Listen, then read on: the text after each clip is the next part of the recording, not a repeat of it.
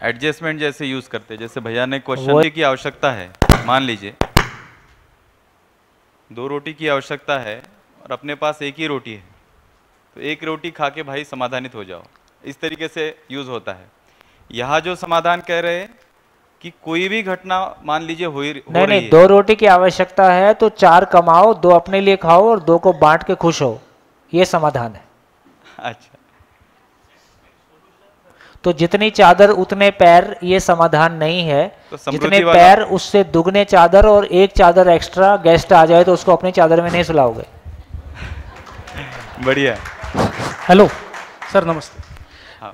कि अगर मैं समाधानी हूँ तो क्या मैं सुखी हो सकता हूँ? तो मराठी में उनका समाधान का मतलब यानी सेटिस्फेक्शन था, और हमारा जो समाधान हिंदी में उनका उसका मतलब है सोल्यूशन। तो सोल्यूशन का मतलब उनको नहीं बोलना था, उनको सेटिस्फेक्शन का। सेटिस्फेक्शन इसका मतलब आपका सेटिस्फेक्शन भी वो सेटिस्फेक्शन नहीं है जो इंग्लिश में सेटिस्फेक्शन है। जी है, आपका सेटिस्फेक्शन भी मराठी सेटिस्फेक्शन है, लेकिन उसका जो समाधान है वो हिंदी वाला समाधान नहीं है। हाँ, वो समझौता वाला ही है आपका सेटिस्फेक्शन भी। जी देखो ये कंडीशनिंग है, ठीक है। यहाँ जब कह रहे हैं, मेरे को लगता है कि आपका वो एग्जाम्पल से ठीक समझ में आ रहा है कि 2 रोटी है तो एक एक करके खा लिया, ये समझौता है। 2 रोटी की आवश्यकता है तो 4 कमा लिया और बढ़िया पेट भर खाया और एक को और एक्स्ट्रा खिलाया, इसका नाम समाधान। तो आवश्यकता से अधिक होने का भाव, आवश्यकता कंप्रोमाइज करने को नहीं बोल रहे। थोड़ा सा आगे बोलना चाह रहा था कि जैसे ये अपन समृद्धि को मान रहे हैं, आप थोड़ा ठीक कर देना अगर गलत हुआ तो, कि जितनी आवश्यकता है उससे और ज़्यादा हमारे पास उपलब्ध है, उसको फिर बांट भी रहे हैं। समाधान जैसे भैया भी बोल ही रहे हैं कि कोई भी चीज़, कोई भी घटना घट रही है ना, तो उसका नियम पहले से मेरे विचार की स्थिति में स्थापित है। उस घटना के नियम को मैं पहचान रहा हूँ हर समय, और मेरी ऐसी विचार की स्थिति है कि उसमें हर घटना के क्यों का उत्तर मेरे पास उपलब्ध है। इस स्थिति को मान लीजिए समाधान कह रहे हैं। उसके बाद आदमी कुछ श्रम करके 2 रोटी की आवश्यकता है 4 रोटी मिला लेता है ना, तो वो आवश्यकता से ज्यादा हो गया, तो वो समृद्धि हो गया, है ना।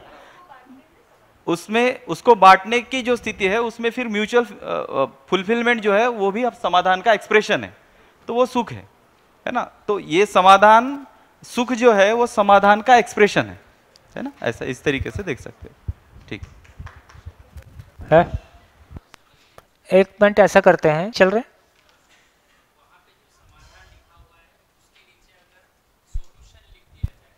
देखिए समाधान का अर्थ है पेरिनियल सॉल्यूशन, परमानेंट सॉल्यूशन,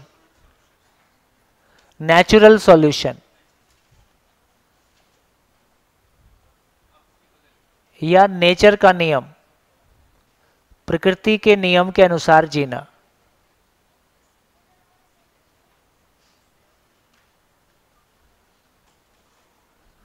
तो वो सेम है आपका और गुजराती का।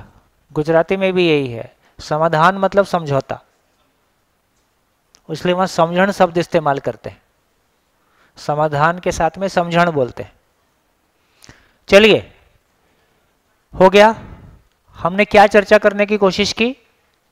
तो एक तो ये बताइए, अभी बज रहा टाइम 4:31 है, ब्रेक का समय हो गया है। तो ये बताइए, एक तो समय हो गया 4:31। कंटेंट की दृष्टि से देखेंगे, एक काम ये हो सकता है कि मैं कंटेंट के फ्लो को एक बार बोलूं। दूसरा काम ये हो सकता है कि ब्रेक के बाद जब लौट के आए तो आप लोग ग्रुप्स में बैठ के उसको आपस में सबको ही अपना अपना शेयर करो कि मेरे को क्या समझ में आया। पहला दिन है, कंटेंट को मैं आगे बोलता चला जाऊं और कंटेंट आप पे भारी पड़े, ऐसा ना हो, है ना। आप कंटेंट पे भारी पड़ना चाहिए। यवतमाल में तो ऐसा होगा ही। तो अब आप बताओ आप क्या चाहते हो? आप लौट के आओ तो मैं एक बार रिपीट करूं?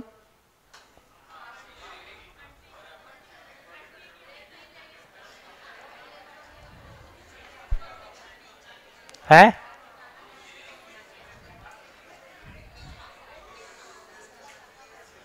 तो ऐसा करूंगा, ऐसा करेंगे भैया, आज ग्रुप जैसे है ऐसे ही बना लेंगे, रैंडम, है ना। कल वाला सिस्टम कल कर लेंगे। आप लौट के आओगे तो मैं एक बार रिपीट करता हूं और फिर उसके बाद आप ग्रुप डिस्कशन करोगे, ठीक रहेगा? माइक ऑन कर लीजिए। आज के लिए थोड़ा सा ऐसा, देखिए एक तो स्थिति ये है कि यवतमाल वाले सोच रहे हैं कि हम एक ही गांव के हैं, तो कुछ पर्सनल बोलेंगे तो एक दूसरे को फिर पता चल जाता है और फिर एक दूसरा टांग खिंचाई करता है। तो बाहर वालों से, बाहर वाले कितने लोग हैं यवतमाल के अलावा? बाहर वाले ही काफ़ी हैं, तो बाहर वालों को तो कोई डर नहीं है।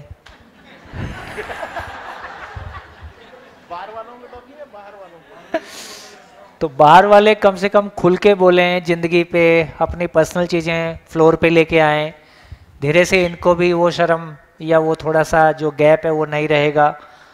तो जितने आपके क्वेश्चन ज़िंदगी से जुड़े हुए होंगे, रोज़मर्रा की ज़िंदगी को छूते हुए होंगे, उतना कंटेंट की गहराई उस लेवल की आ जाएगी। आप मेरे से ये उम्मीद करोगे कि मैं हर चीज़ आपका प्रॉब्लम भी बताऊंगा और फिर सॉल्यूशन भी बताऊंगा, वो थोड़ा ज़्यादा हो जाएगा और वो व्यावहारिक भी नहीं लगता है।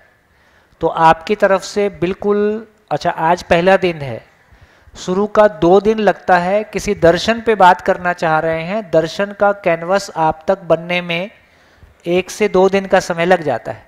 उसके बाद काफ़ी फ्री फ्लोइंग चलेगा और आपको बहुत मज़ा आने वाला है ना? तो चलिए, आप कुछ कह रहे थे, उसको बोलिए। हाँ, लाइक हमने हमारे पूर्वजों से सीखा है कि बच्चे को बाय बाय ऐसे करने सिखाना है, राइट? अगर बच्चे को सिखाया जाए कि नहीं बाय बाय ऐसे करना है, तो वो कैसे करेगा? ऐसे करेगा।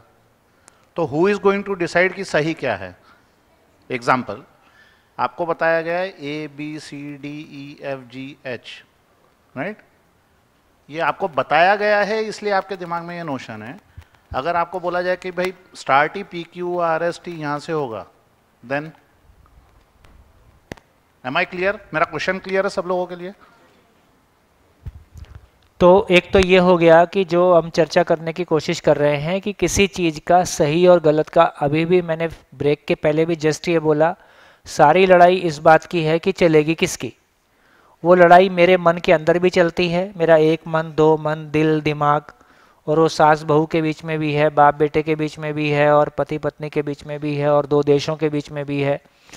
तो एक तो आधार ये है कि सही गलत का आधार क्या होगा, वो एक होगा कि नहीं होगा। और अभी की स्थिति में हमारी प्रॉब्लम यही है कि हमारा सही गलत सबका अपना अपना है, अलग अलग है।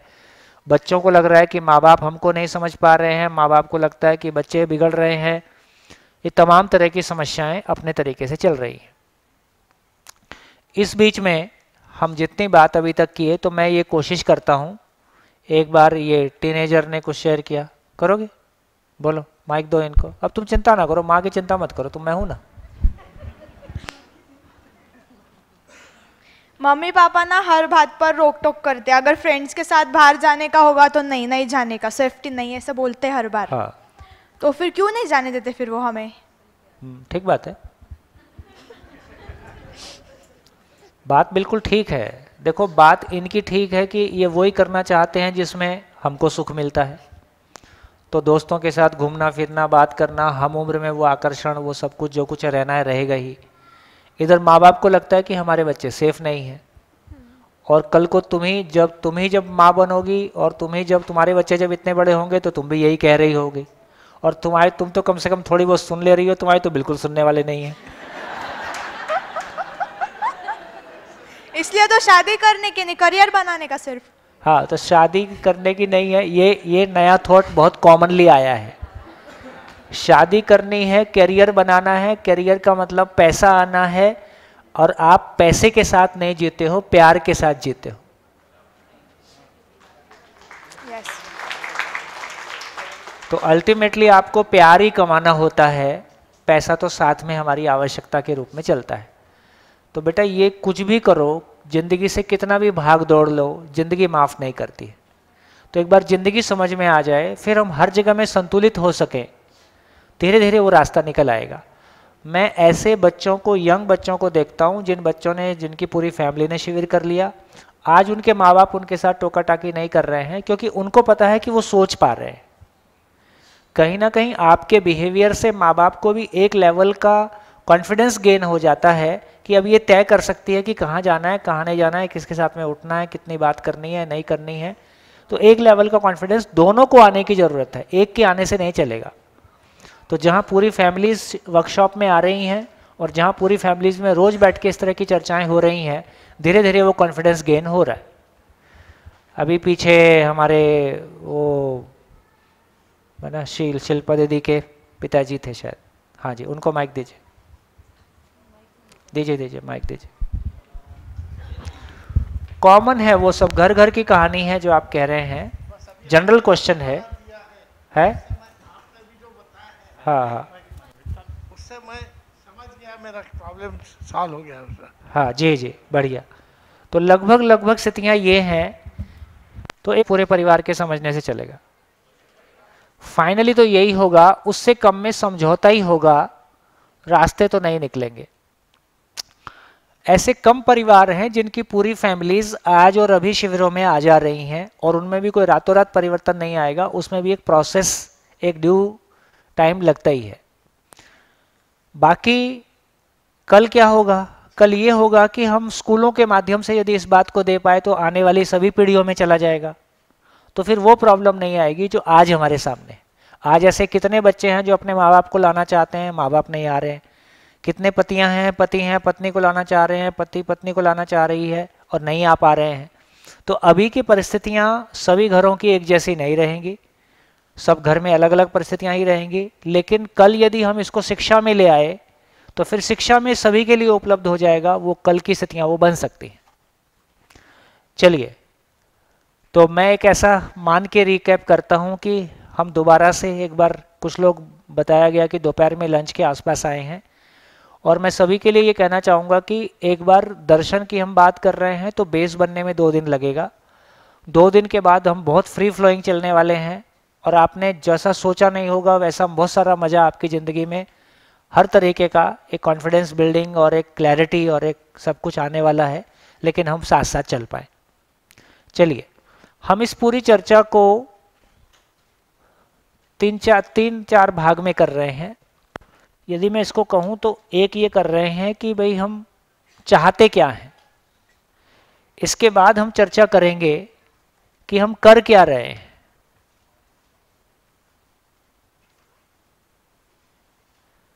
चाहते क्या हैं, कर क्या रहे हैं, जो कर रहे हैं उससे निकल क्या रहा है, कहाँ गैप है और कैसे उस गैप को पहचान के हैंडल करेंगे, फिर उसको फाइनली सॉल्यूशन की तरफ लेके जाएंगे।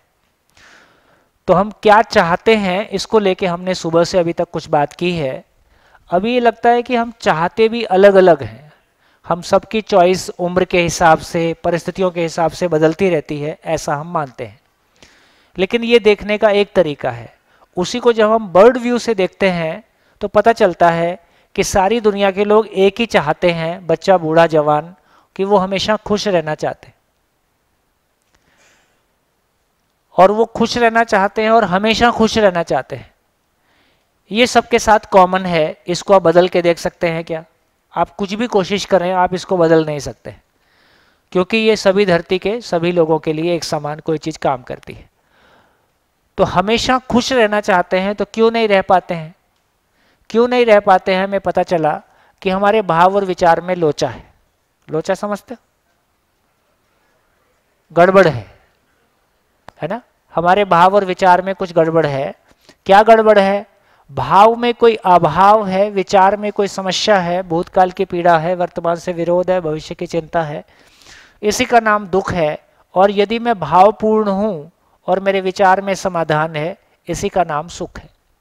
तो मेरी जिंदगी की सारी प्रॉब्लम इतनी ही है कि मेरे भाव और विचार में जो हमेशा सुखदायी होने की स्थिति बनी रहे, वो होने की बजाय कोई नेगेटिविटी, कोई भय, कोई अभाव, कोई पीड़ा या कोई समस्या जिसका सॉल्यूशन मेरे पास नहीं है, अपने अंदर की है कि फैमिली की है, ऐसा मेरे भाव और विचार में कोई अभाव बना रहता है। तो इसका मतलब क्या हुआ? देखो, इसका मतलब मैंने यहां से जोड़ा कि एक समय था मुझको कार चलाने नहीं आती थी, एक समय था मेरे को फ्लुएंटली इंग्लिश बोलने नहीं आती थी, मेरे को फ्लुएंटली बहुत अच्छा खाना बनाना नहीं आता था।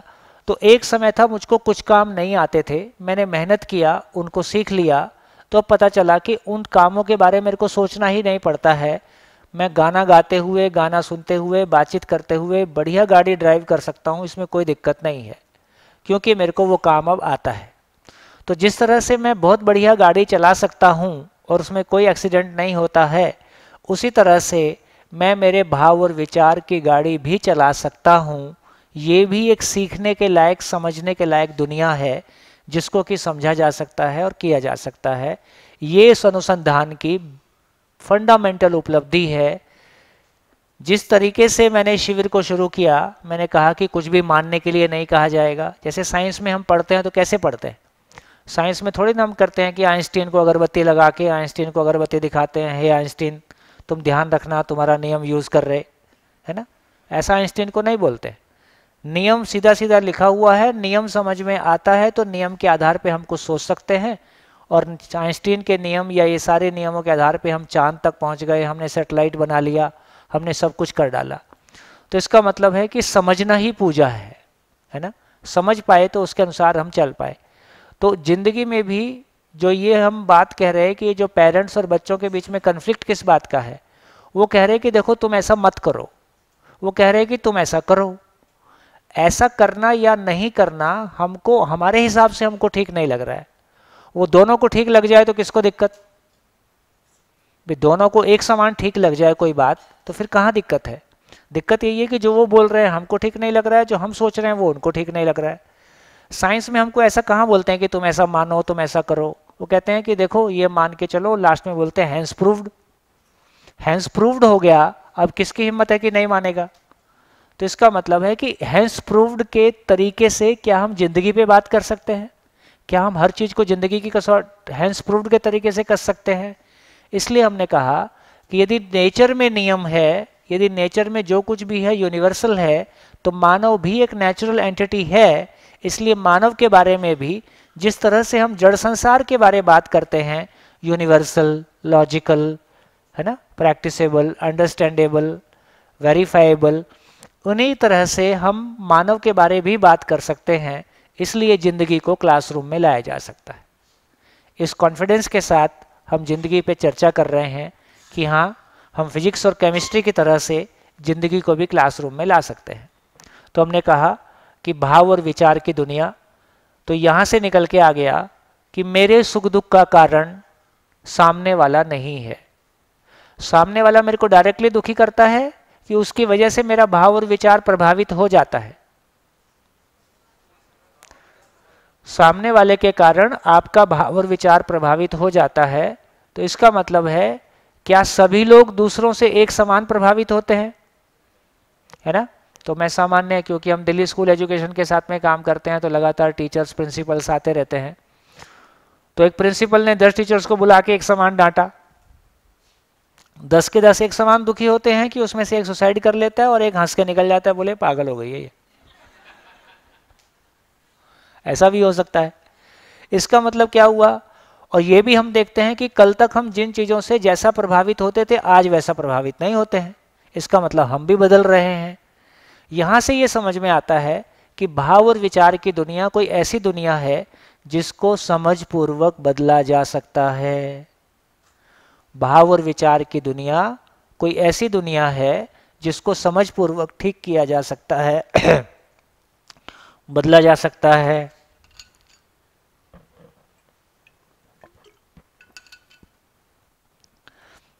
इसका मतलब क्या हुआ?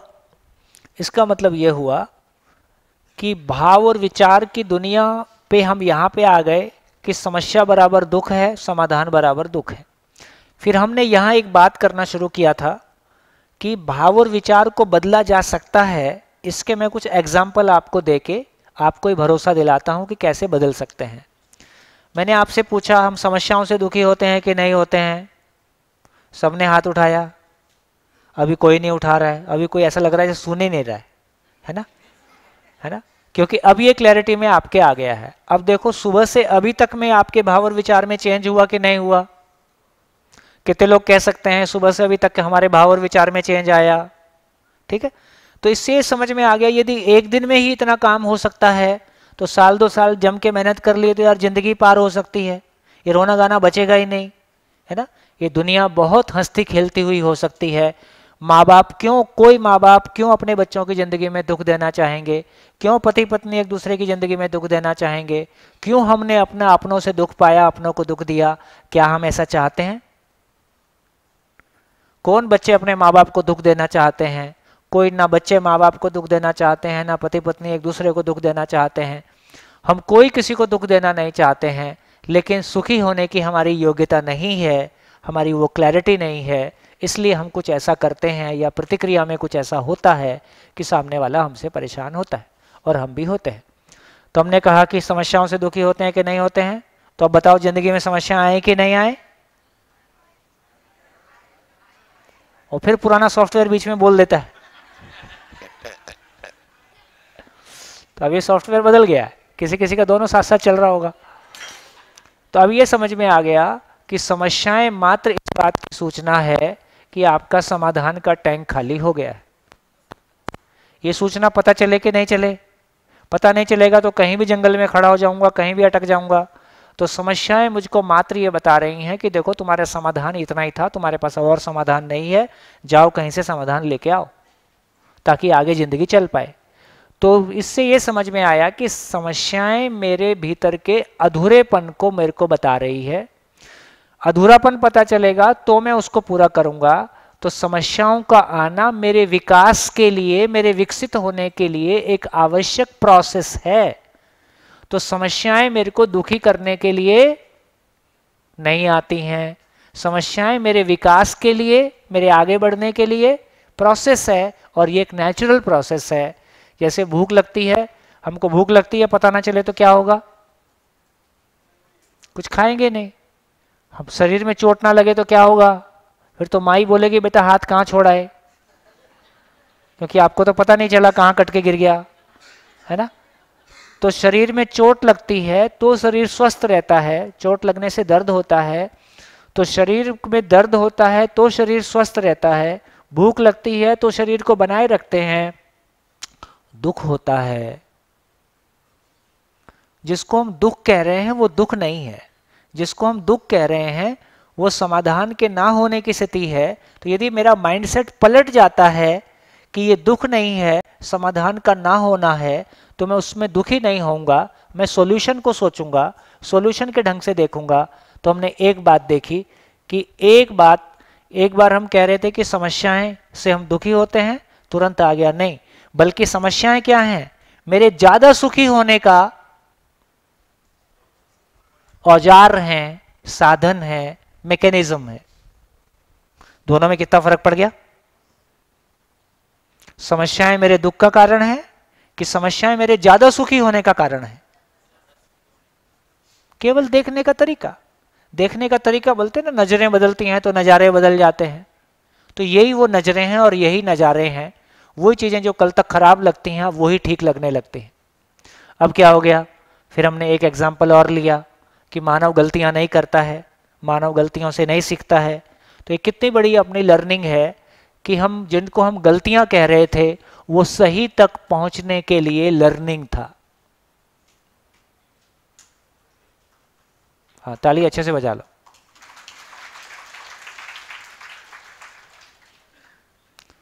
तो कैसा फिर आदमी के प्रति दृष्टिकोण ही बदल जाता है।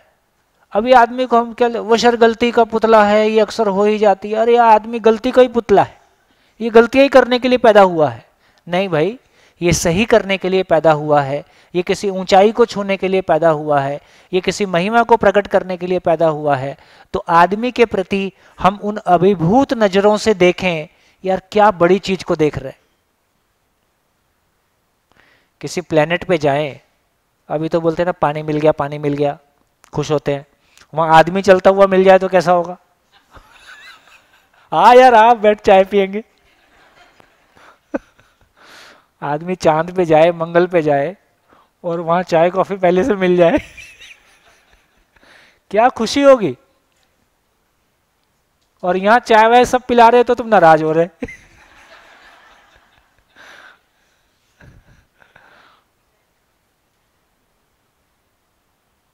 नज़रों की बात है।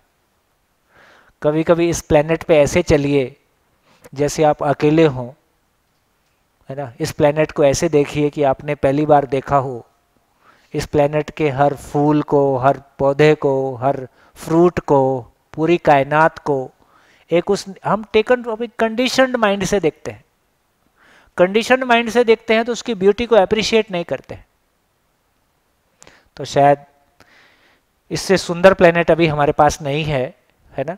तो यहाँ ये बात हमारे ध्यान में आया कि मानव मूलतः गलती नहीं करता है, वो गलतियों से नहीं सीखता है, मानव हमेशा सही करना चाहता है। ऐसा देखने भर से हमारा मानव के प्रति दृष्टिकोण बदल जाता है और हमारे ध्यान में आ जाता है कि सही से सीखता है तो हम परंपरा का सम्मान कर पाते हैं। देखो, ये खाना जो हम खा रहे हैं ये एक दिन में ऐसा बन गया है क्या? आज गुजराती खाना, महाराष्ट्रियन खाना, है ना, काठियावाड़ी खाना बहुत मशहूर है ना, पंजाबी खाना, ये जितने भी प्रकार के भोजन बने हैं ये एक दिन में बन गए होंगे क्या? या इसमें हजारों साल लगे हैं? हजारों साल लगे हैं। हजारों साल की मेहनत है, हजारों लोगों की, लाखों लोगों की हजारों साल की मेहनत है, उसके चलते ये खाना हमको मिला है। अब ये खाना परंपरा में उपलब्ध है तो एक बच्चा उस परंपरा में पैदा होता है, उस खाने को सीख लेता है। तो इसका मतलब है परंपरा ने जो हजारों लाखों साल में पाया है, एक बच्चा उस परंपरा में पैदा होता है और उसकी अंतिम ऊंचाई को पा लेता है। तो मानव परंपरा का सम्मान कर पाएगा, हम सही का सम्मान कर पाएंगे। गलतियों से सीखता है तो मानव की महिमा को नहीं देख पाते, उसको बहुत छोटा करके देखते हैं, उसके प्रति शंका से देखते हैं, है ना, अधूरेपन से देखते हैं। तो ये बात हमारे ध्यान में आती है। तो हर दूसरे व्यक्ति को, अपने ही बच्चों को, अपने ही साथ काम करने वाले लोगों की इंटेंशन पे शंका नहीं करेंगे, अपने ही बच्चों की इंटेंशन पे शंका नहीं करेंगे, फिर अपने ही बच्चों के लिए लगेगा यदि वो ऐसा करना भी चाहते हैं तो उनकी इंटेंशन तो प्योर है कि वो खुश होना चाहते हैं, लेकिन वो खुशी की सीमा कहाँ तक है उसकी यदि उनको समझ नहीं है तो वो गलती कर ही सकते हैं। तो इसका मतलब है कि बेसिकली वो तो गलती तो वहाँ भी नहीं है, लेकिन कहीं ना कहीं सुखी होने की समझ हमारी नहीं है, तो कोई गलती हमसे हो ही सकती है। उससे हम कैसे बचें, उतना ही डर माँ बाप को रहता है। तो तीसरी बात हमने की कि ये 70-80 साल की मेहनत, और 70-80 साल की मेहनत पे क्या फल लगता है? जिसको हम अभी तक फल कह रहे थे वो शरीर का फल है। बच्चे पैदा होना शरीर का फल है, पैसा आ गया, नौकरी लग गई, ये भी शरीर के लिए है ना। कितना पैसा आएगा कि मैं हमेशा के लिए खुश रहूंगा?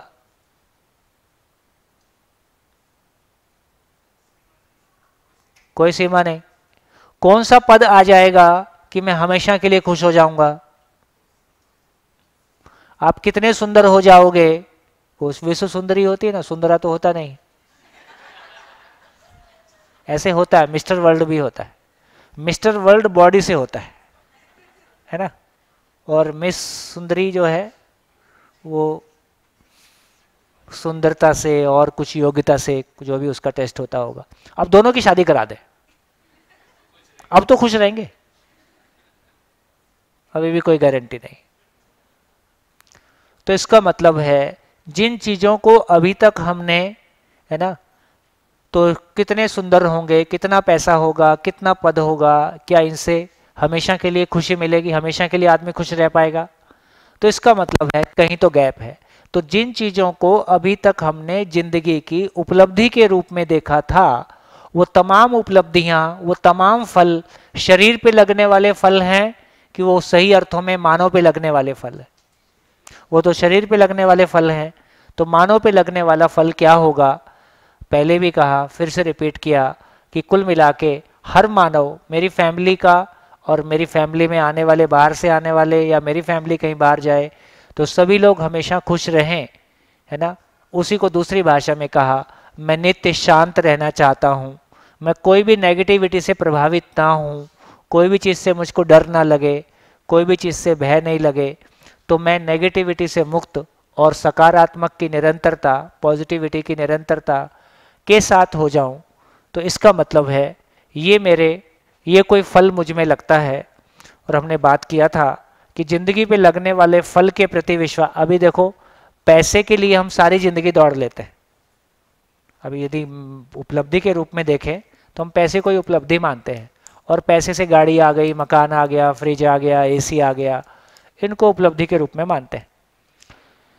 लेकिन इन सब के बावजूद भी तो जिस सुख शांति की तलाश है परिवार में वो तो नहीं हुआ है। तो यहाँ कहीं ना कहीं इस बात पे ध्यान जाता है। तो इसका मतलब ये हुआ कि जिंदगी पे कोई फल लगता है, उस फल के प्रति मुझको कितना भरोसा है वो हमारे बीच में नहीं है। मैं बातें कह जरूर रहा हूँ, आप कितना उसको रिलेट कर पा रहे हो। हमने चूँकि मैं करीब 21 साल में इंजीनियरिंग पूरी कर लिया था, 20 साल 4 महीने, और 92 में मैंने जॉब से रिज़ाइन किया। 3 साल मैंने जॉब किया। मेरे को 1 साल जॉब करके समझ में आने लगा था कि मामला गड़बड़ है, ये गाड़ी वहाँ नहीं पहुँचती है। तो मैं 35 साल, तो मेरे को ये पहले से भी कुछ क्लैरिटी थी कि 2 वक्त मैं किसान का बेटा हूँ। कितने लोग यहाँ किसान के बेटे हैं? देखो सारे किसान के। मैं किसान का बेटा हूँ, छत और रोटी मेरे घर में है। तो छत और रोटी के लिए मेरे को काम नहीं करना है। जिंदगी कोई बड़ी चीज होगी, जिंदगी कोई अद्भुत चीज होगी, किसी बड़े कैनवस पे मैंने जिंदगी की कल्पना की थी। जब जॉब में आया तो उतना बड़ा कैनवस नहीं मिला। समझ में आया यार ये 2 वक्त की रोटी का काम है, तो मेरे घर में पहले से था। तो जब मैं 35 साल और इसी काम में 35 साल गुजार दूं, ये बहुत मुश्किल काम है। तो मैं पूछता था कि आखिर मैं चाहता क्या हूं। तो एक दिन मेरे भीतर से आंसर आया, जब जिंदगी का आखिरी दिन हो तो पछताना नहीं पड़ेगा, ऐसी स्थिति हो जाए। शरीर छोड़ते समय पछताना नहीं पड़े, ये कर लेता तो ये हो जाता, मैंने सही निर्णय नहीं लिया, तो कम से कम पछताना नहीं पड़ेगा, तो भी मैं मानूंगा कि मैं सही सोचा, सही दिशा में चला। यहाँ से फिर मेरे को हिम्मत आ गई। वहाँ से फिर मैंने ज़िंदगी के निर्णय लेने शुरू किए। तो ये तो समझ में आ गया कि जॉब ज़िंदगी नहीं है, लेकिन ज़िंदगी क्या है इसका पता नहीं था। फिर ज़िंदगी की तलाश में बहुत उड़ापटक की और कई साल बहुत सारे प्रयोग किए, बहुत सारे घर छोड़ा और फिर बस्तर ट्राइबल्स में चला गया और इधर सरकारों से झगड़ा, बहुत सारा कुछ किया। 7 साल नॉन स्टॉप पटाखा। तो 7 साल की स्ट्रगल के बाद संयोग से जब जिंदगी मिली, वो इतनी सुंदर थी, इतनी सरल थी।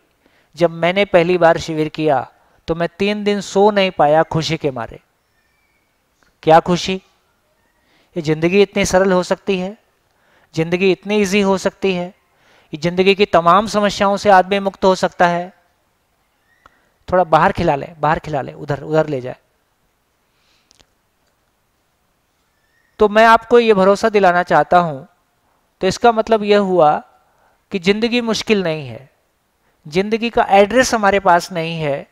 जिंदगी में हमने जिन चीजों को पहचाना वो शरीर का फल था, वो मानव का फल नहीं है, वो मानव पे लगने वाला फल नहीं है। जिनके बच्चे पैदा नहीं होते थे पुराने जमाने में उसको बांझ कहते थे। मानव भी यदि मानव पे यदि उसका फल नहीं आता है तो भी बांझ कहलाएगा। हमारी जिंदगी का सूनापन, हमारी उदासी, हमारी जिंदगी पे फल ना लगना है, उस फल के लिए कोई काम ना करना है जिस फल के लिए हम इस पृथ्वी, इस धरती पे आए, या जिसके लिए हम इस शरीर यात्रा को चलाते हैं। तो जब तक वो हमारा अंदर से खुश होना नहीं बनेगा, बाहर से कुछ ना भी दोस्तों के साथ चिल करो, कुछ भी घूमने चला, कहीं भी घूमने चले जाओ, 4 दिन बाद, 5 दिन बाद, 10 दिन बाद लगता है अब घर चलो, हो गया। तो इसका मतलब है केवल हमने चेंज किया, परिवर्तन किया, परिवर्तन के बाद वो परिवर्तन फिर से रिवर्स मारता है। हम कोई ऐसी स्थिति को नहीं पाते हैं जिसको पाने के बाद लग जाए कि हाँ जो पाना चाहता था वो यही था और मैंने हमेशा के लिए पा लिया, और उसकी खुशबू कभी ना कम हो, उसका नयापन कभी कम ना हो। ऐसी कोई स्थिति को हम नहीं पाते। तो मानव की जिंदगी पे जो लगने वाला फल है उसकी क्लैरिटी जब तक अपने भीतर, उसके लिए आपने कोई कीमत अभी चुकाई नहीं है।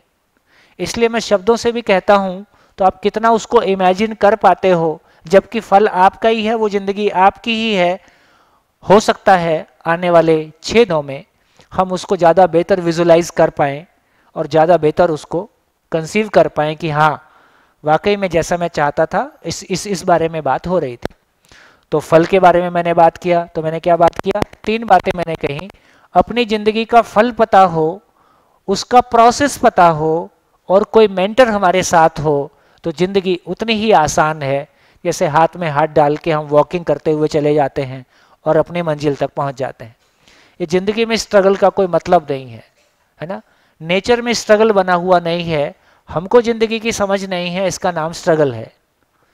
तो दोस्तों ये बात मैंने कही, और फिर फाइनली मैंने चौथी बात कही थी कि आखिर ये जिंदगी में इतनी उठापटक का क्या मतलब है।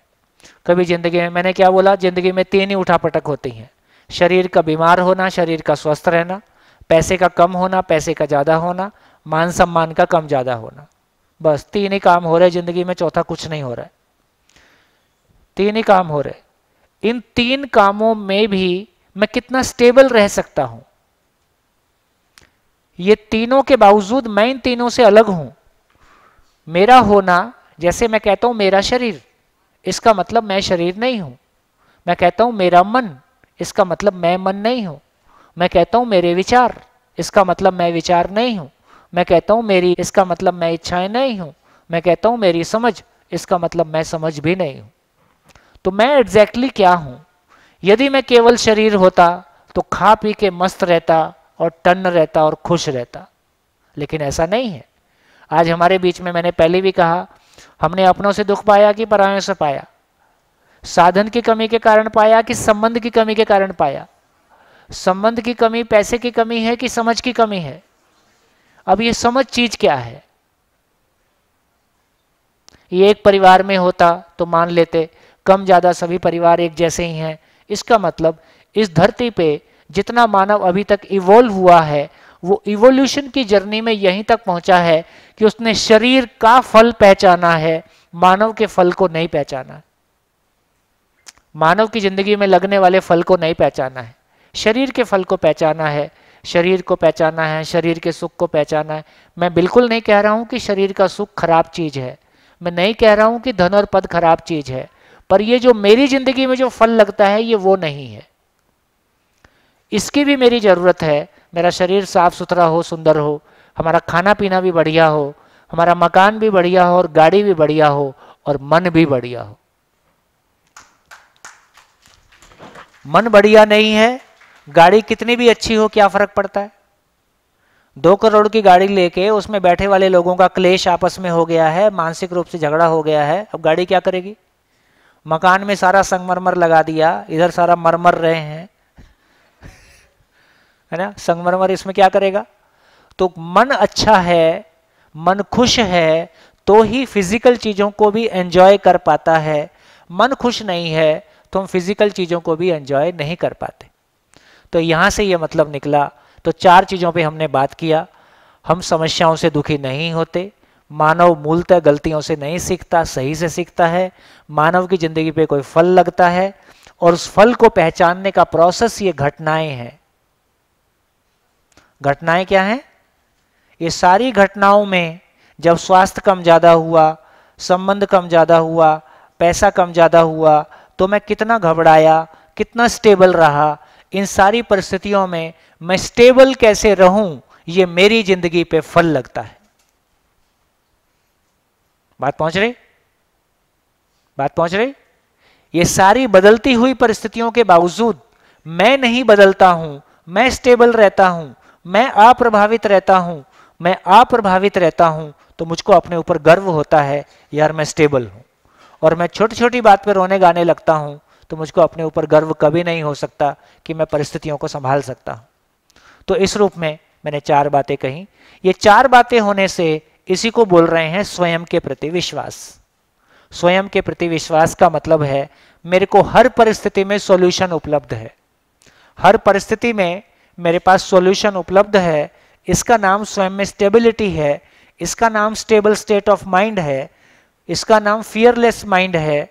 मैं ऐसे स्थिति को पा जाऊं, ऐसी मनस्थिति को पा जाऊं जहां मेरे को स्वयं के प्रति विश्वास हो गया, जहां मैं भाव और विचार पे मेरा अधिकार आ गया।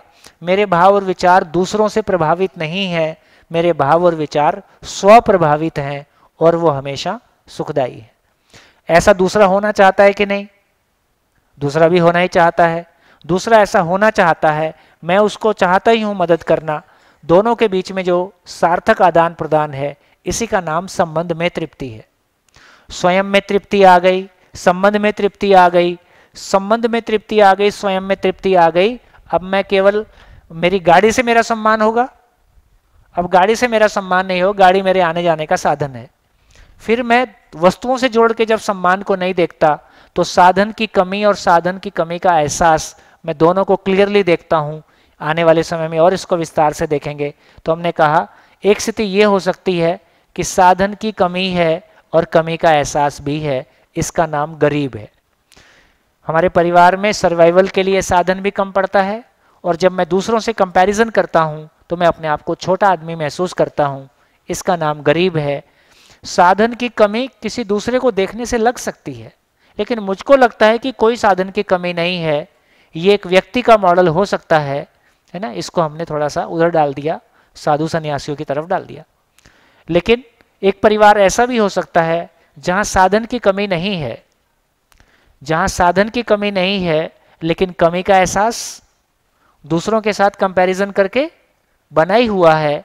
इसको हमने अमीर को कैटेगरी में डाल दिया। तो ये अमीर क्या है? ये बेचारा, गरीब के पास भी मानसिक गरीबी है, गरीब के पास भी मानसिक गरीबी है और अमीर के पास भी मानसिक गरीबी है। दोनों मानसिक रूप से गरीब हैं। अमीर की गरीबी बड़ी है कि गरीब की गरीबी बड़ी है? अमीर की गरीबी और बड़ी है। इससे ये समझ में आया अमीरी गरीबी दोनों धरती का बोझ है। हम दोनों से मुक्त होना चाहते हैं। ना साधन की कमी रहे, ना कमी का एहसास रहे, इसका नाम समृद्धि है। समृद्धि का मतलब है आवश्यकता से अधिक होने का भाव। आवश्यकता से अधिक होने का भाव कब होगा? समृद्धि का भाव जब आवश्यकता से अधिक होने का भाव होगा। नहीं तो दूसरों को देखकर जज करेंगे, दूसरों के जज होने से प्रभावित होंगे। आवश्यकता की पहचान होगी तो अधिक का भाव होगा। जैसे मेरे को पता है कि मेरे को 6 दिन शिविर चलाना है, तो 3 कलर के 3 पेन मेरे पास रहें, 9 पेन रहें तो मेरी आवश्यकता से ज़्यादा है। यदि 9 पेन का कोटा रखा है तो मेरे को ये कल्पना में भी नहीं आता है कि पेन की प्रॉब्लम आएगी क्या, है ना, क्योंकि मैं मेरी आवश्यकता को पहचानता हूं। यदि पेन के साथ मेरे को खेलना है तो कितने पेन की आवश्यकता है? अब कुछ नहीं कह सकते। तो जब तक हमारा लक्ष्य निश्चित नहीं है तब तक हम आवश्यकता को परिभाषित नहीं करते।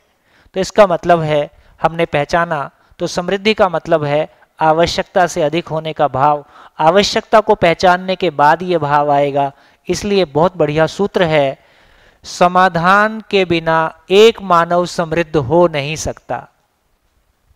समाधान के बिना एक मानव समृद्ध हो नहीं सकता, क्योंकि समझ के बिना हम दूसरे से अपने आप को कंपैरिजन करेंगे, जज करेंगे, छोटा पाएंगे, बड़ा पाएंगे, दुखी होएंगे, दुखी करेंगे। पड़ोसी की गाड़ी और पड़ोसन की साड़ी जिंदगी भर पीछा नहीं छोड़ती। इतना ही करते। तो इससे हमारी क्लैरिटी बनी कि परिवार में समृद्धि का मतलब है अभाव से मुक्त परिवार। शिकायत मुक्त, अभाव मुक्त परिवार को हमने परिवार की पूर्णता के रूप में पहचाना। उधर क्या पहचाना? हमेशा मानव का खुश रहना मानव की पूर्णता के रूप में पहचाना। परिवार का शिकायत मुक्त, अभाव मुक्त होकर जीना, क्योंकि इससे अधिक और क्या हो सकता है? एक परिवार में कोई रिश्ते में गिला शिकवा शिकायत नहीं है, कोई वस्तु का अभाव नहीं है, इससे अधिक क्या हो सकता है? इससे कम में भी क्या चलेगा? तो इस रूप में हमने कहा कि ये परिवार की पूर्णता हो गई। सारे परिवार ऐसे ही हो जाएं तो ये भय मुक्त समाज हो गया। प्रकृति के साथ ठीक से जिएंगे तो ये प्रकृति में संतुलन हो गया। तो मानव में समाधान हो जाए, मानव में समाधान हो जाए, परिवार में समृद्धि हो जाए, समाज भय से मुक्त हो जाए, प्रकृति में संतुलन हो जाए। इससे ज़्यादा होता नहीं, इससे कम में चलता नहीं। तो हमने धरती की पूर्णता को पहचान लिया। आपके सही गलत का आंसर मिल गया, प्रॉब्लम सॉल्व हो गई। फिर से रिपीट करता हूं, मानव की पूर्णता, अब आप आंसर बताना। मानव की पूर्णता हमेशा खुश रहना। परिवार की पूर्णता शिकायत मुक्त, अभाव मुक्त परिवार। समाज की पूर्णता, धरती की पूर्णता, चारों। भाई धरती पे मानव रहता है हमेशा खुश रहे, परिवार रहते हैं समृद्ध रहे, समाज रहता है भयमुक्त रहे, प्रकृति में संतुलन, इससे ज़्यादा होता नहीं, इससे कम में चलता नहीं। अब सही गलत का फैसला कैसा होगा? जो इसके अनुरूप है वो सही है, जो इसके अनुरूप है वो उचित है, जो इसके अनुरूप है वो पुण्य है, बाकी सब गलत है, अनुचित है, पाप है।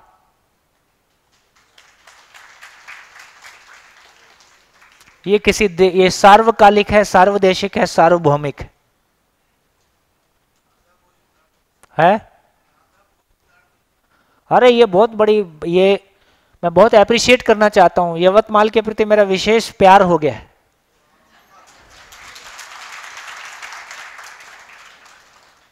आपके यहां मैं 3 घंटे के लिए आया कि 3 दिन के लिए आया कि 7 दिन के लिए आया, वेरी फर्स्ट मोमेंट से वो फ्लो सेट होता है जो बाहर में 1 या 2 दिन बाद होता है। तो कुछ तो आपका मामला है नहीं नहीं गड़बड़ नहीं, बाकी और पता चलेगा 1 साल में।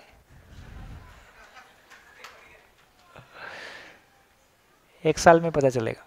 हाँ जी, तो अभी इसमें एक क्वेश्चन का आंसर मिल गया, सही गलत सबके लिए यूनिवर्सल है, ठीक हो गया। उचित अनुचित यूनिवर्सल है, पाप पुण्य यूनिवर्सल है। इसमें ना धर्म का मामला, ना व्यक्ति का मामला, ना देश का मामला, ना पढ़े लिखे का, ना अनपढ़ का, ना आयु का, कोई मामला इसमें शामिल नहीं होता है। अब ये किसी भी विधि से पूरी हो जाए, भाई ये क्या है?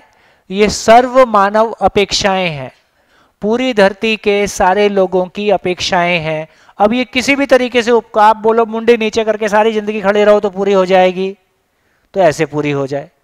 मुंडी सीधी रख के खड़ी हो जाए, उल्टी रख के खड़ी हो जाए, खा के पूरी हो जाए, नहीं खा के पूरी हो जाए, हवन करके हो जाए, पूजा करके हो जाए, जप करके हो जाए, त्याग करके हो जाए, तपस्या करके हो जाए, किसी भी विधि से कर लो, हो जाए बस।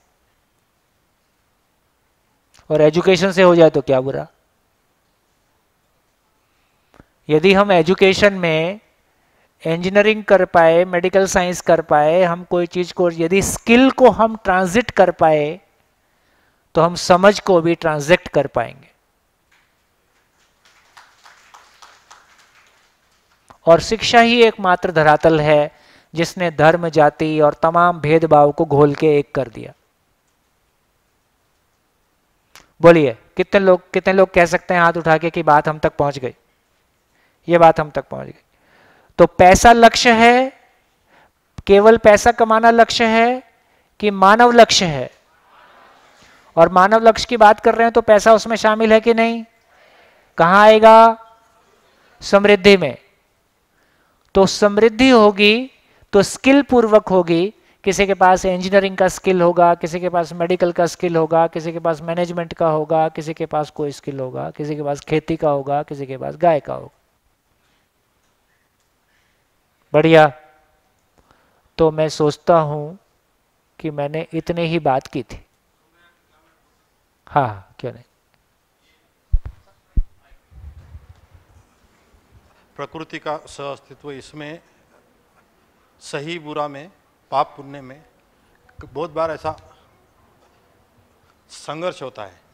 समाज चाहता है कि रोड बनाए, समाज चाहता है कि रोड बनाए, और प्रकृति चाहती है कि वृक्ष को ना काटा जाए। देखो ये सब कुछ भी प्रॉब्लम नहीं है, वृक्ष काटने में कोई प्रॉब्लम नहीं है। आप खूब वृक्ष काटो, 10 काटो, 100 लगा दो, इसमें क्या दिक्कत है? कहाँ इतनी बड़ी टेंशन है भाई इसमें? ये तो बिना ही मतलब अटके रहते हैं। अरे जहां से मानव को जाना है उस बीच में पेड़ आ गया तो काट दो, 200 लगा दो, इसमें क्या दिक्कत है? तो ये कुछ भी परेशानियां नहीं है, केवल इतना ही है कि अपने को चर्चा करके टाइम पास करना है, काम कुछ है नहीं जिंदगी में लोगों को, उतना ही बात है। हाँ जी, और बोलिए।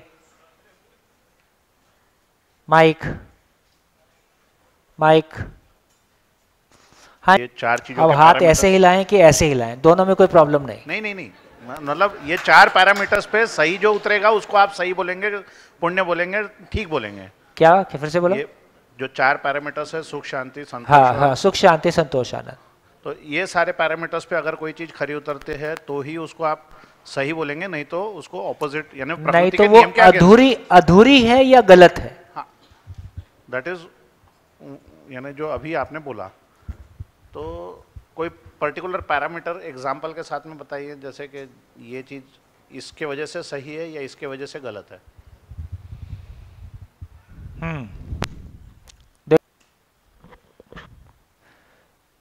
मेरे को लग रहा है कि इस टॉपिक को थोड़ा पूरा ही कर दूं क्या? पूरा ही कर दूं? अब बात तो हो ही गई है और थोड़ी क्लैरिटी हो जाएगी। क्या कर रहे की बात करें,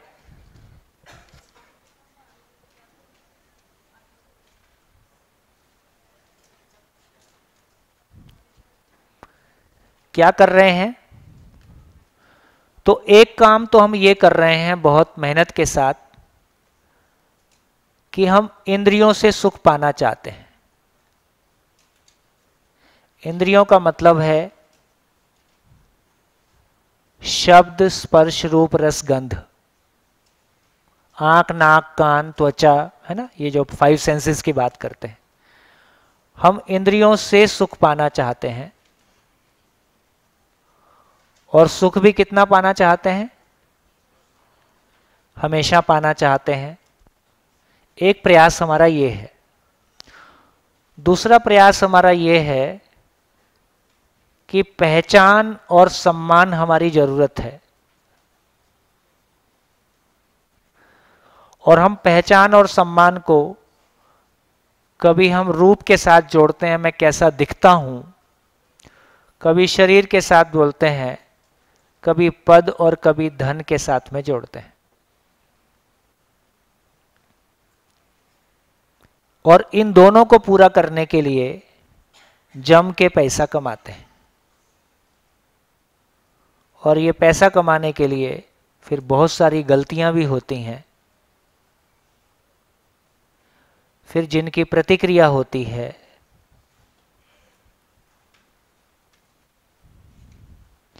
अब थोड़ा सा ध्यान दीजिए, मैं इंद्रियों से हमेशा खुश रहना चाहता हूं, यह संभव है कि इसमें कुछ लिमिटेशन है।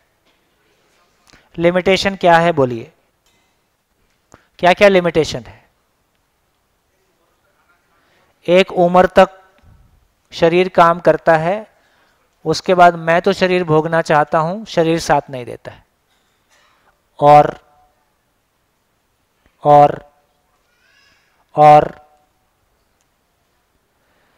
तो एक तो समझ में आया कि निर्भरता है, शरीर अपने ही शरीर पे निर्भरता है या दूसरे के मूड पे निर्भरता है। दूसरा, इससे जितना भी सुख मिला वो मोमेंटरी है ना। और क्या लिमिटेशन है? और बोलते जाओ फटाफट। और सिचुएशनल है, परिस्थिति है ना, वही निर्भरता है, वही निर्भरता है। कभी सराउंडिंग पे जुड़ा है, परिस्थिति पे जुड़ा है, शरीर पे जुड़ा है, दूसरों पे डिपेंडेंसी है।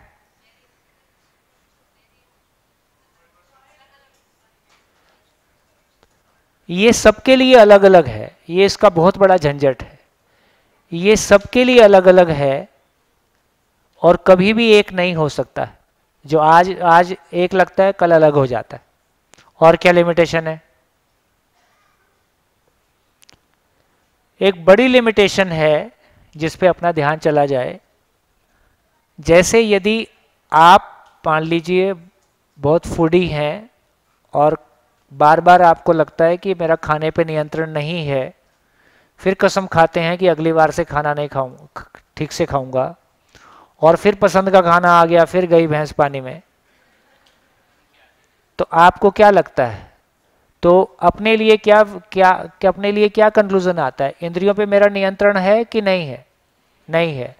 जब भी आपको ये अपने में कंक्लूजन आता है कि मेरा इंद्रियों पे नियंत्रण नहीं है, तो मेरा स्वयं पे विश्वास बढ़ता है कि घटता है? घटता है। ये समझने लायक बात है, ये काम की बात। आपकी पत्नी हो, पति हो या मित्र हो, यदि सामने वाले के प्रति आपको लगता है कि यह आदमी इंद्रियों के मामले में नियंत्रित नहीं है, उसके प्रति हमारा विश्वास बढ़ता है कि घटता है? घटता है।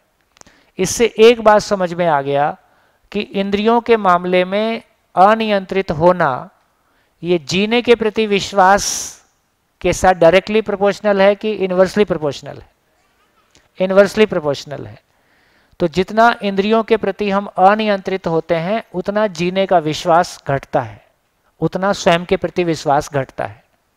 तो ऐसा करके हमने इंद्रियों के बारे में देखा कि उसमें क्या क्या लिमिटेशन है जब मैं हमेशा सुखी होने जाता हूं।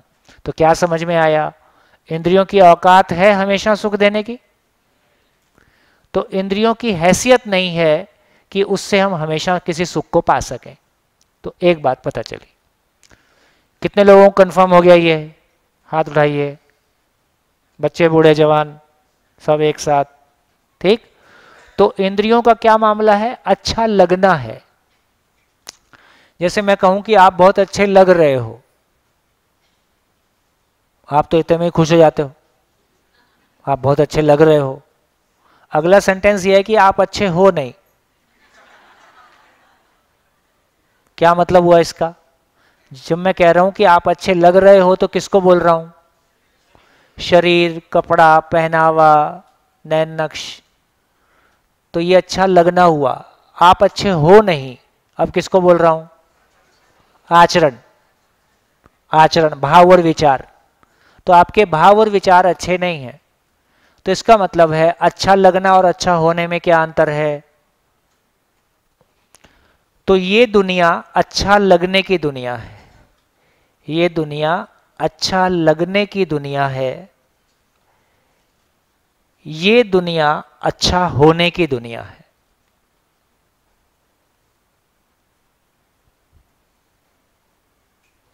अभी हमारी ज्यादा कोशिश अच्छा लगने की है कि अच्छा होने की है? हम अच्छा दिखना चाहते हैं कि अच्छा होना चाहते हैं? अच्छा,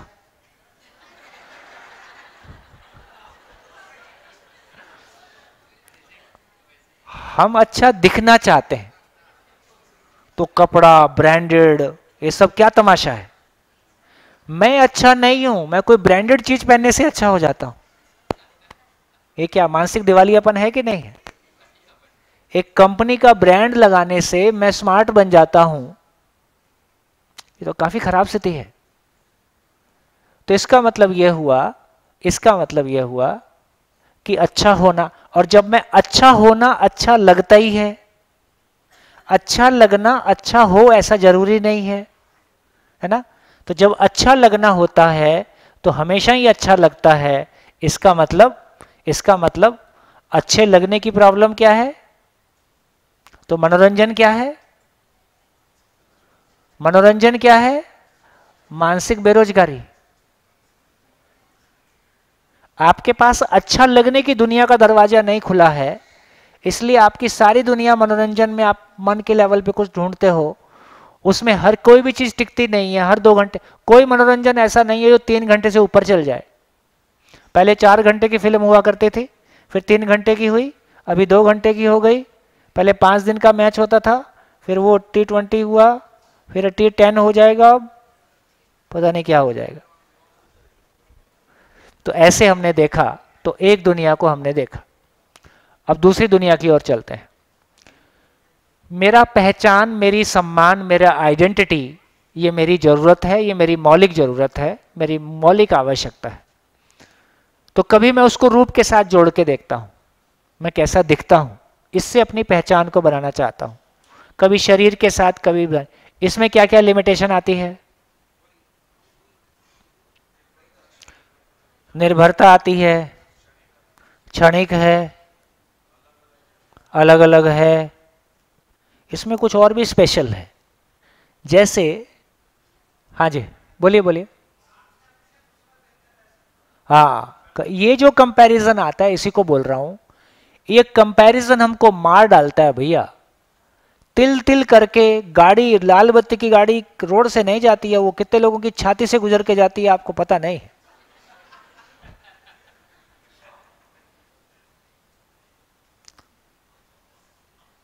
तो ये जो नेगेटिव कंपैरिजन है, लगातार कंपैरिजन मोड में रहना, दूसरा अच्छा कि मैं अच्छा, वो बड़ा कि मैं बड़ा, ये समझने की जरूरत है। जैसे कोई आपके सामने 4 रोटी खाए तो आपको लगता है मैं 5 खा के दिखाऊंगा, ऐसा आप नहीं करते हो। लेकिन आपके सामने किसी का मकान, किसी की गाड़ी, किसी की साड़ी, किसी का पद, है ना, बहन जी किसी साड़ी में जाएं और बहन जी की फ्रेंड ने बोल दिया बहन जी ये तो वही साड़ी है पिछली बार वाली, बहन जी 6 फुट नीचे, बहन जी गायब, ऐसे ही भाई साहब गायब, है ना। अब जून का महीना, यहाँ तो ठंडी भी, यहाँ तो गर्मी खूब पड़ती है, तो यहाँ तो पहले तो देखो चलन था जून के शादी में लड़का 3 पीस पहन के बैठता था घोड़ी पे, है ना। और दिल्ली की दिसंबर की साड़ियाँ, दिसंबर की साड़ियाँ, साड़ियाँ नहीं सादियाँ, सादियाँ इतनी ठंडी रहती है कि जलेबी ऐसे उठा के, गरम जलेबी उठा के ऐसे लेके आओ मुंह तक तो ठंडी हो जाती है, इतनी ठंडी होती है दिसंबर वगैरह में। और ओपन में शादियां होती हैं, तो दिसंबर की शादी ओपन में, हवा चल रही और भाई साहब धुंध धुंध, आदमी आदमी को नहीं दिखे, ऐसी शादियों में भी महिलाएं सिंगल ब्लाउज में शादी कर रही, इनको ठंड नहीं लगती।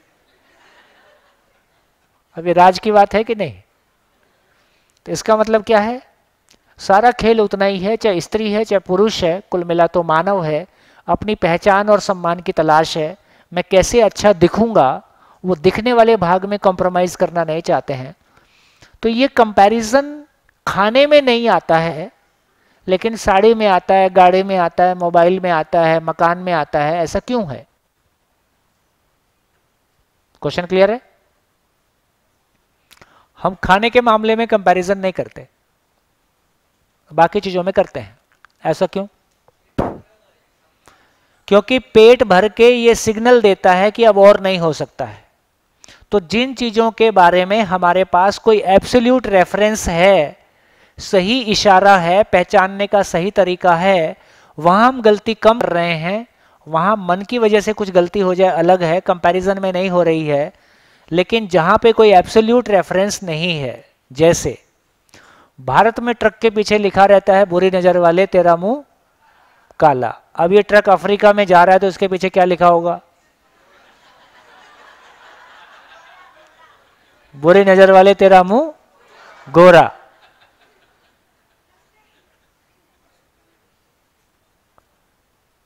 तो इसका मतलब है गोरा काला अपने आप में रिलेटिव टर्म है। सुंदरता, हर माँ को अपना बच्चा सुंदर ही लगता है, सुंदरता भी रिलेटिव टर्म है। जब इन सारी चीजों को आप देखते हैं तो रूप का अपने आप में कोई एब्सोल्यूट मापदंड नहीं है, रूप का भी नहीं है। और क्या है, कौन सा बल, कौन शरीर, कौन आदमी सबसे तगड़ा, उससे तगड़ा निकल ही आएगा। कौन सा पद सबसे बड़ा, उससे बड़ा निकल ही आएगा, या उस पद को लोग बड़ा नहीं मानते हैं। कौन सा धन सबसे बड़ा, इसलिए आप देखेंगे रूप, बल, धन, पद के आधार पर कोई भी व्यक्ति दूसरे को अपने से बड़ा मानने के लिए तैयार नहीं है। क्या आप इस आधार पे अपने आप को छोटा मानने के लिए तैयार हैं कि आप सुंदर नहीं हैं, आपकी हाइट कम है, आपके पास पैसा कम है, आपके पास पद कम है? क्या आप ऐसा मान के अपने आप को छोटा मानने के लिए तैयार हैं? यह स्वीकार नहीं होता है। लेकिन कोई व्यक्ति ज्ञान में आपसे बड़ा है, आचरण में आपसे बड़ा है, वह हम स्वीकारते हैं कि नहीं? वहां स्वीकार लेते हैं। इसका मतलब समझने लायक बात है। इसका मतलब बत्ती जली। फिर से रिपीट कर देता हूं, रूप, बल, धन और पद के आधार पर हम किसी से अपने आप को छोटा मान लें, ऐसा हम मान नहीं पाते। इसका मतलब ये मानव का फल है नहीं। लेकिन कोई व्यक्ति हमसे ज्ञान में बड़ा है, बुद्धि में बड़ा है, आचरण में बड़ा है, उसको हम अपने से बड़ा स्वीकार के खुश होते हैं कि नहीं? उसको अपने से बड़ा स्वीकार करके खुश होते हैं, चाहे उम्र हमसे कम भी क्यों ना हो। तो इससे समझ में आया, ज्ञान मानव पे ज्ञान रूपी फल लगता है, मानव पे आचरण रूपी फल लगता है, मानव पे सुख रूपी फल लगता है, मानव पे खुशी का फल लगता है।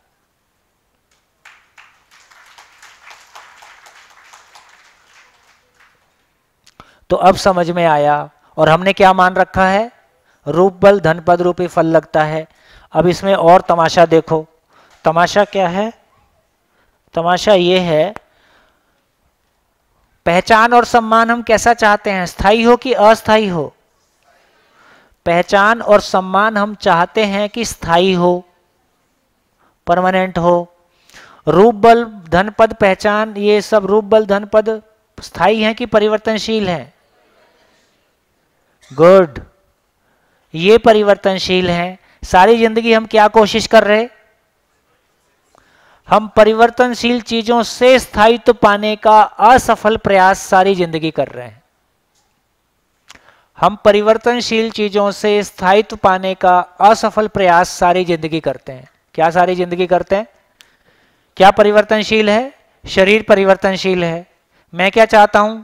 हमेशा 18 साल का दिखता रहे। भाई बाल काले हैं, दूसरे कोई तो दिख रहे हैं, आपको तो पता है सफेद है। भाई जिसके सफेद है उसको तो अपने पता ही है। तो इसका मतलब यह हुआ, मैं ये स्वीकार करने के लिए, मैं नहीं बोल रहा हूं कि आप सफेद ना करो, है ना, काले ना करो, मैं ऐसा नहीं बोल रहा हूं, है ना, मेरी बात का ऐसा मतलब ना निकाला जाए। लेकिन यह बात सच्चाई है कि उम्र बदलेगी तो शरीर बदलेगा, चेहरे पे झुर्री आएंगी, बाल काले पड़ेंगे, शरीर कमजोर होगा। इसको स्वीकार किया जाए कि नहीं किया जाए? करना ही पड़ेगा। और नहीं कर पा रहे हैं, इसी का नाम दुख है। तो हम परिवर्तनशील चीजों को स्थायी कर देना चाहते हैं। क्या ये होने वाला है? रूप का नेचर ही है कि वो परिवर्तनशील है, शरीर का नेचर ही है कि परिवर्तनशील है, पद का मतलब ही है कि रिटायरमेंट है, और धन का मतलब ही है कि परिवर्तनशील है। इसका कुल मिला के हर्ष क्या होने वाला है?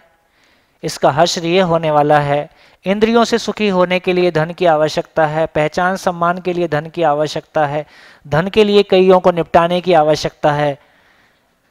निपटाने का नाम ही भूतकाल की पीड़ा है। किसी को मैंने निपटाया है, किसी ने मेरे को निपटा दिया। भूतकाल की पीड़ा, कई आज भी मेरे को निपटाने की सोच रहे हैं। वर्तमान से विरोध, भविष्य की चिंता,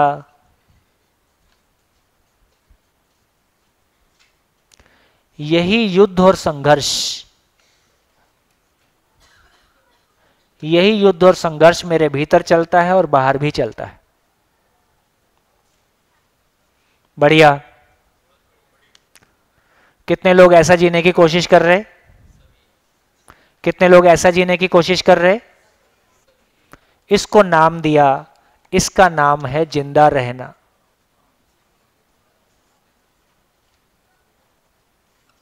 इसका नाम है जिंदा रहना। और जीना क्या है? जीना नाम है इसका।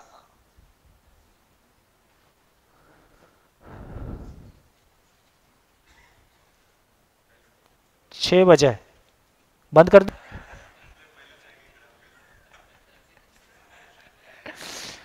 तो अब ये बताइए, कितने प्रतिशत लोग इसी को जीना मान के जी रहे? तो कितने प्रतिशत लोग जिंदा हैं समाज में? कितने प्रतिशत लोग जी रहे हैं? ठीक हो गया। तो पूरे वर्ल्ड की पॉपुलेशन को देखें तो कितने प्रतिशत लोग जिंदा हैं, कितने प्रतिशत लोग जी रहे हैं? तो देखो आपके सामने वो आ रहा है जो धर्म और अध्यात्म से हम रिजॉल्व नहीं कर पाए, विश्व की सारी यूनिवर्सिटीज में जो नहीं पढ़ाया जाता है, वो आपके सामने लाने की कोशिश है। वर्ल्ड की 99.9% पॉपुलेशन जिंदा रहने को जीना मान रही है। क्या ये हो पाएगा? नहीं हो सकता। तो यदि मेरा एड्रेस ही गलत है, जो मैंने पहले भी आपसे कहा, यदि जिंदगी का एड्रेस ही गलत है तो कितने प्रतिशत लोग मंजिल को पाएंगे? हम 18 घंटे भी मेहनत करें तो भी। तो इसका मतलब है पहला काम है एड्रेस को ठीक करना। तो जीना क्या है और कहां गलती हो गई, इसको पहचानने की कोशिश करेंगे। सभा के लिए जोरदार ताली।